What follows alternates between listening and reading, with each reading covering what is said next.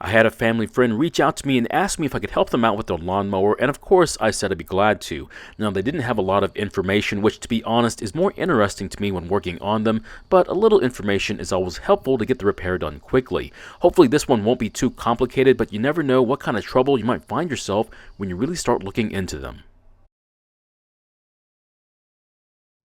In today's video, we look at this Husqvarna mower, and the problem is that it was running last year, however, it's not wanting to start this year. Now, the most likely issue is that it wasn't prepped for winter storage and probably caused by the fuel that was put into it during that time.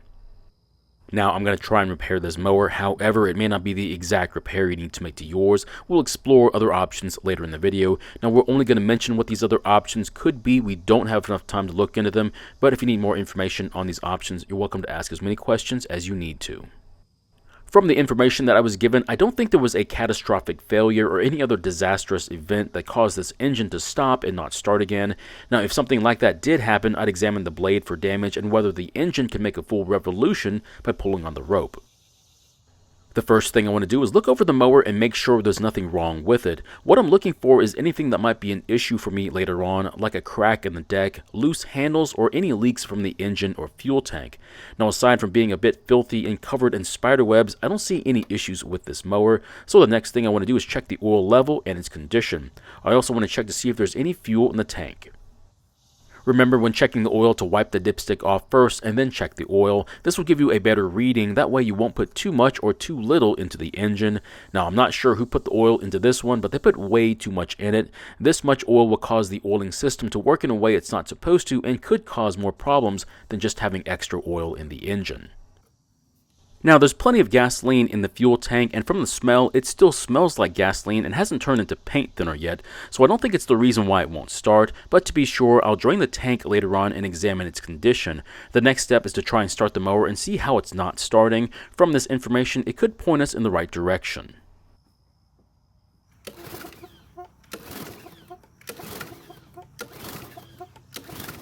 Unfortunately, it didn't even try and start. Now, from pulling on the rope, I can feel the engine compression, so I don't think the compression is an issue, which leaves us with either a fuel or spark problem. To rule out a fuel issue, I'm going to put some into the carb's throat and see if it'll start. If it does, it means the issue we're having is fuel related.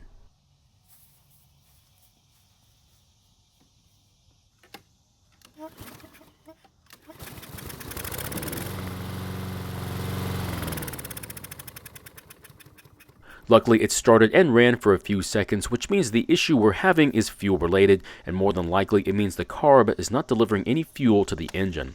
Now, if the engine had started and kept running, it means the fuel we put into it helped to get it started, and it was then running off the fuel from the tank.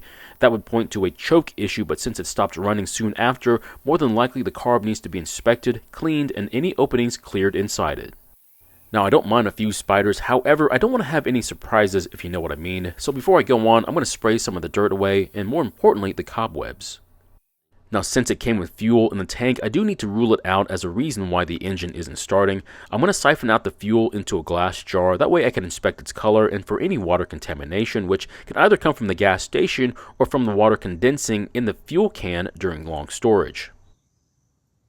So here's the gasoline, and from the color, it's not that old. The reason I say that is that as gasoline ages, it has a tendency to become darker in color. I also don't see any water or any other contaminants in it, so I'm certain it's not the issue. In fact, I intend on putting the same gasoline back into the tank when I get done. The next thing I want to do is, of course, remove the air filter base and the carb. Now, when reinstalling the base, don't forget to reconnect this breather hose for the emission system, otherwise the engine could breathe in unfiltered air and cause the engine to wear out sooner. The first reason I don't like taking the carb off this engine is that the fuel line is extremely short to save money. That means removing it increases the chance of breaking either one of the plastic fittings. Yes, I could remove the fuel tank along with it, but why make it more complicated instead of designing the fuel tank to take a longer fuel line? The next reason I don't like to remove the carb is because I need to disconnect so many plastic parts, which of course increases the chances of breaking them. Now, to remove the plastic choke lever, you have to pry the arm off of its post, which is also plastic. The next plastic hurdle we have to jump over is disconnecting the governor linkage from the arm, which of course is made out of plastic. We just need to slide the carb off the intake pipe and rotate it to either disconnect it or to break it. To be honest, I'm kind of surprised they haven't decided to make the metal governor linkage out of plastic as well, but more than likely we won't have to worry about that once everything goes all electric. The next reason why I don't like to take the carb off this engine is that the O-ring and its retainer sometimes stays on the intake pipe. Now, if these parts aren't reinstalled correctly, this will cause the engine not to run the way it's supposed to. I'll replace these when I reinstall the carb. The next thing I want to do is to open the drain valve and capture the gasoline that was in the bowl so I can check it for water. Now, after letting it drain for a minute, I don't see any water in it, which means the carb is definitely clogged. Once it's done draining, I'll then close the drain and then remove the fasteners for the bowl.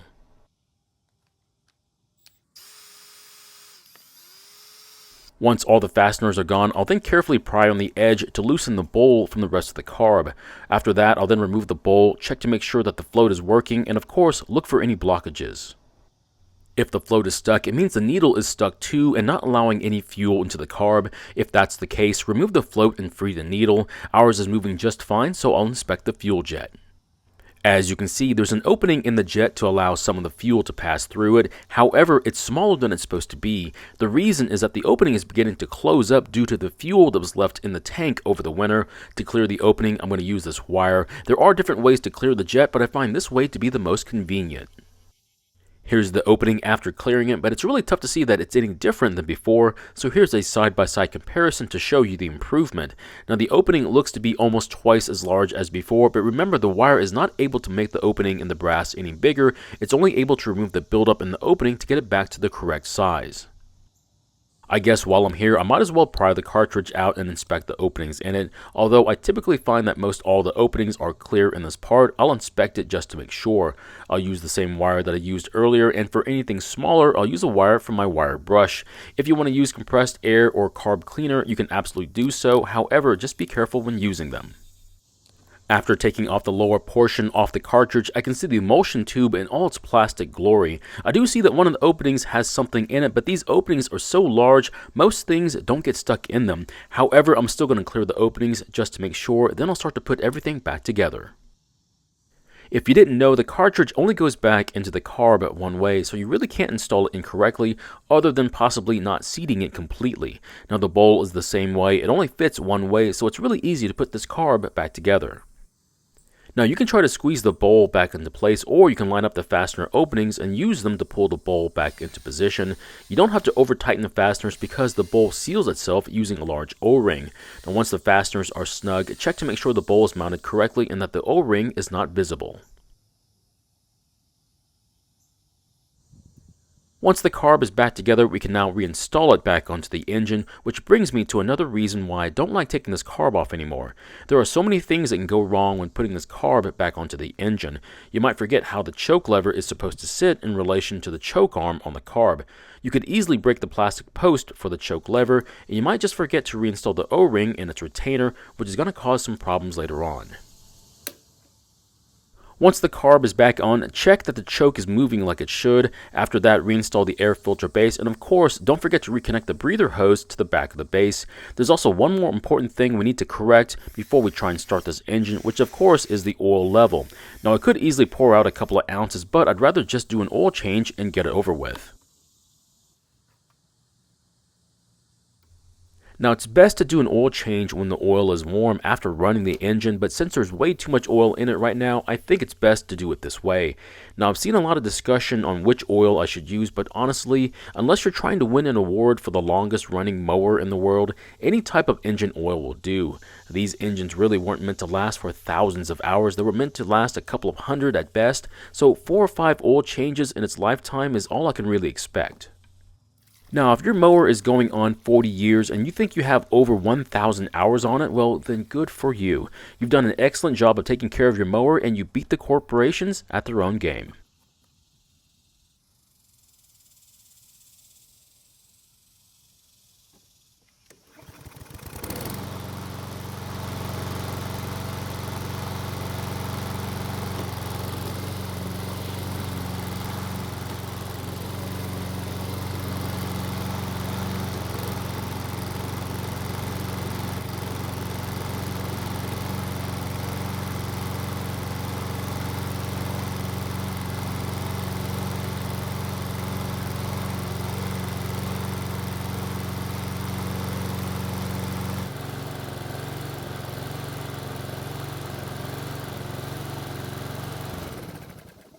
So the engine started with no issues and the self-propel works extremely well. Now there was some smoke at the beginning from all the extra oil that was in the engine, but after a minute it stopped smoking and it hasn't done it since.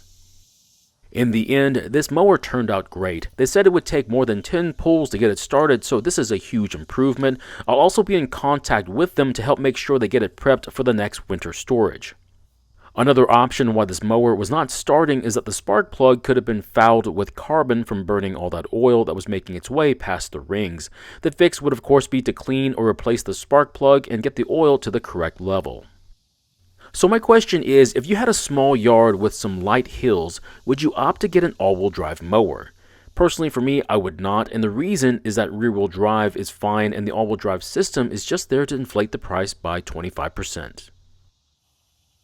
Thank you for watching. I really do appreciate your time here. Please feel free to ask me any questions about this project or your own projects, and I hope to see you in the next video.